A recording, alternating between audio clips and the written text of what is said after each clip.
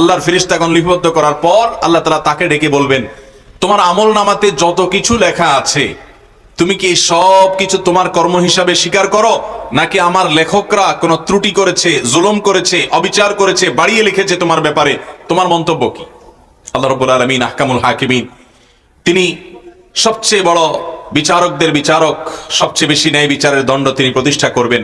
দুনিয়াতে কোনো বিচারক তার জাজমেন্টে ভুল করতে পারেন নিজের বোঝা ভুলের কারণে, এভিডেন্সের ত্রুটির কারণে বা নানা কারণে, কিন্তু আল্লাহ রাব্বুল আলামিনের কাছে তার সবগুলোর পুঙ্খানুপুঙ্খ বিচার হবে এবং কোনটি কেউ সেখানে লুকাতে পারবে।